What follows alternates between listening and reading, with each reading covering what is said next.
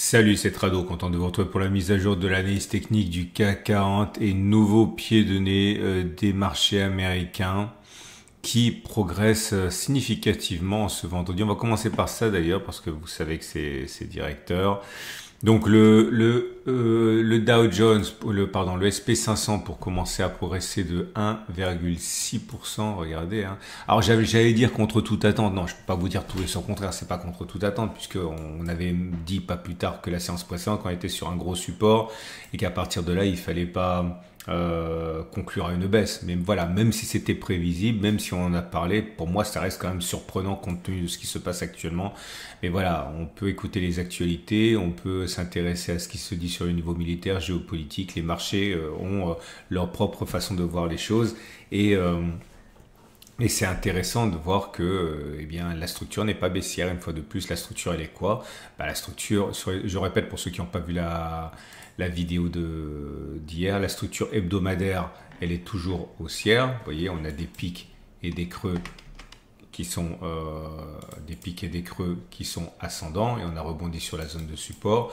Et en données journalières, là par contre, on est sur une structure neutre parce qu'on a des pics et ascendants et des creux qui sont descendants, mais comme je l'ai dit hier, plus fort qu'une tendance baissière, eh bien, il y a un support tracé sur une unité de temps supérieure et il y a un support. Donc pour l'instant, on ne peut absolument pas conclure à une baisse à venir. Et d'ailleurs, comme j'avais rien à backtester sur les données du CAC 40, j'ai profité de la présence d'une belle figure très rare, une pénétrante haussière sur l'SP 500 pour backtester ça. Alors, une pénétrante haussière, c'est une bougie qui ressemble à un avalement baissier ou un avalement haussier ou une englobante haussière. C'est la même chose, c'est ça. C'est quand vous avez un corps vert qui avale le corps rouge.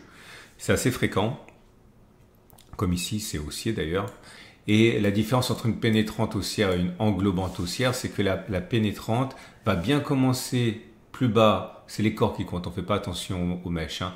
Donc il y a une ouverture sous les plus bas du corps de la bougie précédente et une clôture à l'intérieur et non pas par-delà, non pas au-dessus de la bougie rouge, mais au-dessus de la ligne médiane des 50%. Bon, clairement, ça veut dire quoi? C'est-à-dire que vous prenez les fibos, vous prenez les corps simplement, vous repérez 50% et il faut que le corps, il clôture, la corps de la bougie 2, clôture au-dessus des 50%, donc au-dessus du niveau médian. Okay, et j'ai regardé deux choses, et bizarrement c'est plus rare que les englobantes, hein, les pénétrantes. Hein. C'est moi aussi. Enfin bon bref. L'idée surtout c'est que j'ai regardé deux choses. Si on met le stop de protection sous le plus bas de la structure, ça peut être la bougie 1 ou la bougie 2, mais le plus bas de la structure à deux bougies, il faut faire au moins au moins R1 ou voire R2. C'est-à-dire que si le stop de protection il est à 1,95, il faut voir si on a fait plus 1,95 et deux fois 1,95. Je vous montre un exemple. Alors, je fais jamais sur le SP 500, ça change, c'est pas plus mal. De toute façon, quand on est trader, on trade généralement les indices indifféremment. Vous voyez, c'est rare. Hein. Là, je suis déjà en. Voilà, la dernière occurrence, c'était là, mais c'est pas un bon exemple. Hein, ça n'a pas fonctionné. On est en 2023 et là, vous avez donc une pénétrante haussière. On a bien commencé plus bas, on a clôturé au-dessus du niveau médian et il fallait faire. La distance, donc là, le plus bas de la structure c'est la bougie 2, du coup c'est 0,80, il fallait faire 0,80 ou 1,60, on a fini l'un et l'autre, on est venu déclencher directement le stop de protection de la bougie suivante, donc c'est un double échec. Je vous montre quand même un exemple qui a bien fonctionné, regardez comme c'est rare, là, parfait, voilà, c'est bien les corps qui comptent, hein, j'ai dit. Hein. Donc bougie 1, bougie 2, vous prenez la différence entre le niveau de clôture, le déclenchement du signal et le plus bas de la structure. En l'occurrence, c'est la bougie 1, là, le plus bas de la structure, 2,11. Il fallait faire plus de 11 ou 4,22. Les deux, on a fait beaucoup plus, donc c'est un double succès. Je vous montre un dernier exemple. Voilà, ici, pareil. Ok, oui, il fallait acheter maintenant, mettre un stop de protection sous les plus bas 4,02 et au mieux on a fait 8,36, 8,13. Donc c'était limite, mais on a bien fait une fois et deux fois à distance stop de protection. Donc j'ai fait les choses, je suis remonté très loin dans le temps et j'ai fait la chose 39 fois. Et les résultats sont extrêmement convaincants. Alors attention parce qu'il y a des fois, par exemple là, le trade a été perdant. Enfin non, c'est pas ça. Il a été gagnant, mais c'est pas bon ça. Enfin c'est bon, mais c'est pas bon. C'est-à-dire que les puristes vous diront que les conditions sont respectées, mais il faudrait que la bougie normalement soit plus longue. Et c'est vrai. Là c'est pour les raisons du backtest, j'ai pris toutes les occasions qui remplissaient les conditions, mais là c'est la configuration de la bougie n'est trop courte en vérité, hein. C'est rare, mais ça se présente. Je vous montre tous les exemples parce que c'est important. Donc, vous voyez, c'est rare, hein. Il se peut se passer 2 ans sans. Alors là, c'est pareil, vous voyez, ça a échoué, mais ça a échoué parce qu'on est venu faire une touchette avec le stop de protection ici, mais on n'a pas clôturé en dessous. Et très souvent, les échecs, en fait, ce sont des échecs qui ont été causés par une mèche, mais on n'avait pas clôturé. Donc vous pouvez éventuellement améliorer les résultats en imposant une clôture pour le stop loss et pas simplement une touchette. Là, pareil, c'est pas vraiment l'esprit. Alors ça remplit les critères, hein, mais c'est pas vraiment l'esprit. Normalement, il faut que la bougie 1 et la bougie 2 soient plus longues. Enfin bon, ça a fonctionné aussi, vous verrez. Et parfois, ça fait l'un mais pas l'autre, comme ici. Ok, mais là c'est pareil, vous voyez, on aurait fait 1 mais pas 2. Ok. Bon, je pense que c'est bientôt terminé. Non, il y en a encore, il y en a encore, il y en a encore. Voilà, c'est terminé. J'ai fait donc 39 fois le test et sur 39 fois, eh bien 28 fois on a fait R1, 11 fois on l'a pas fait, donc 72% des cas, donc c'est pas mal du tout, hein. C'est pas mal du tout parce que ça veut dire qu'on aurait en gros, si le backtest est valable et pas valable parce que j'ai fait que 39 occurrences, mais voilà, les probabilités que le SP500 fasse 1,93 sont de 72% et la probabilité qu'il fasse 2 fois ça, donc 4 quasiment, ça a fonctionné 22 fois, ça a échoué 17 fois, autrement dit 56%. C'est extrêmement rare d'avoir des RR2 supérieurs à 1 sur 2, hein.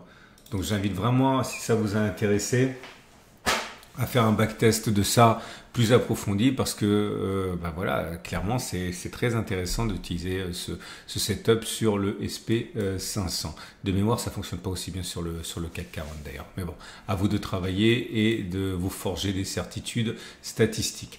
Donc là, vous avez clairement compris que la structure elle est neutre, mais on est sur un support. Pour le Nasdaq, c'est pareil. J'avais dit exactement la même chose, c'est-à-dire qu'on était pas en bonne posture, mais on était sur une zone de support, la zone des 20,690, 20,330. Et là, pareil, on a rebondi. Alors c'est pas une pénétrante haussière ici, ok, parce qu'on termine en dessous des 50%, en dessous du niveau médian. Si ma mémoire est bonne, vous voyez, juste en dessous, donc c'est pas bon. Mais c'est un signe de rebond quand même, hein. On va donc passer maintenant au CAC 40 puisque c'est finalement pour ça que vous êtes là. Encore que ça serait intéressant que vous me disiez, tiens, ça serait intéressant que vous me disiez en commentaire si vous regardez mes vidéos pour le CAC 40 spécifiquement ou est-ce que vous regardez avant tout cette vidéo pour les setups et la méthode. Ça m'intéresse parce que si vous me dites que le CAC 40 en gros vous en fichez un petit peu, c'est la méthode et les setups, peut-être que je vais changer un peu le format. Donc n'hésitez pas à me dire ce que vous en pensez, on va voir ce que dit la majorité. Donc là, bah pareil, j'ai envie de dire, hein, on rebondit sur le CAC 40 et ça risque de continuer d'ailleurs lundi puisqu'on est porté par les marchés américains qui sont sur des supports et en situation de rebond technique. Est-ce qu'on va aller chercher les 8000, 7950? On peut absolument pas l'écarter, hein. C'était mon scénario privilégié, mais bon, que sais-je, hein.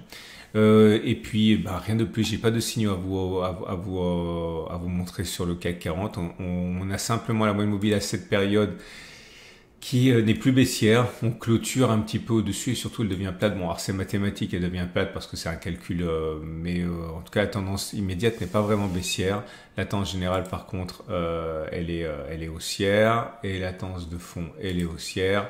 Et la tendance de long terme, elle est haussière également. Donc voilà, là où beaucoup disaient avant-hier dans la précédente vidéo que c'était le début du crash, je vous dis et je vous répète, peut-être, mais sur les graphes pour l'instant, ça se voit pas. La pression, elle est haussière encore pour l'instant, hein.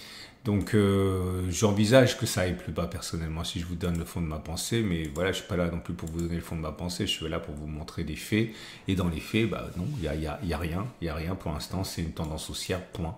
Ok, voilà. Bon, ça suffit, je ne vais pas aller plus loin. On a une résistance, il faut la passer et on verra ce que ça fait. Hein. Les trades du jour, bah, c'est facile. Votre rendez-vous avec IG. IG, bien plus que du trading. Une équipe d'experts à vos côtés.